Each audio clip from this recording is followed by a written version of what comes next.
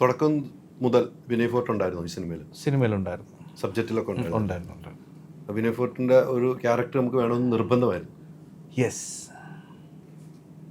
അശ്വമേധം പോലെ ആയിട്ടുണ്ടോ ചെറുതായിട്ട്? അതെ അതെ, അങ്ങനെ ഇടയ്ക്കൊന്ന് പോയാൽ കുഴപ്പമില്ലോ.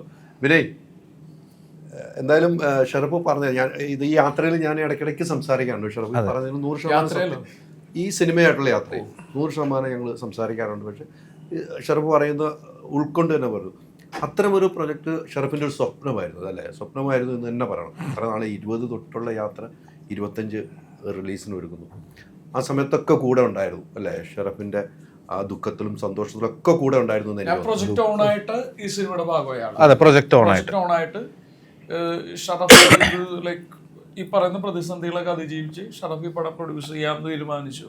ഇതിന്റെ ടെക്നിക്കൽ ടീം എല്ലാം ആയി ഉറപ്പായതിനു ശേഷം ഷറഫ് എന്നെ വിളിച്ചിട്ട് ഇങ്ങനെ ഒരു കഥാപാത്രം ഉണ്ടെന്ന് പറഞ്ഞു.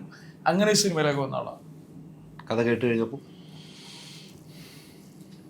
കഥ കേൾക്കുന്നതിൻ്റെ അപ്പുറത്തേക്ക് നമുക്ക് മനുഷ്യരിലുള്ള വിശ്വാസം എന്ന് പറയുന്ന പരിപാടി ഉണ്ടല്ലോ. ചില സിനിമകൾ ചിലപ്പോൾ നമ്മൾ തിരക്കഥകൾക്ക് വായിച്ച് നമ്മളത് ഭയങ്കര ഇന്നാവും. അപ്പോൾ ഈ സിനിമയിൽ എന്നെ സംബന്ധിച്ച് തിരക്കഥയുടെ അപ്പുറത്തേക്ക് ഈ വ്യക്തികളോടുള്ളൊരു കമ്മിറ്റ്മെൻ്റ് ഉണ്ട്. ഒന്ന് ഇതിൻ്റെ ടെക്നിക്കൽ ടീം, പിന്നെ ഷറഫ് ആദ്യമായിട്ട് സിനിമ പ്രൊഡ്യൂസ് ചെയ്യുന്നു, പ്രണീഷ് എൻ്റെ സുഹൃത്താണ്. അങ്ങനെ ഒരുപാട് ഘടകങ്ങളുണ്ട് ഈ സിനിമയുടെ ഭാഗമാണുള്ളത്.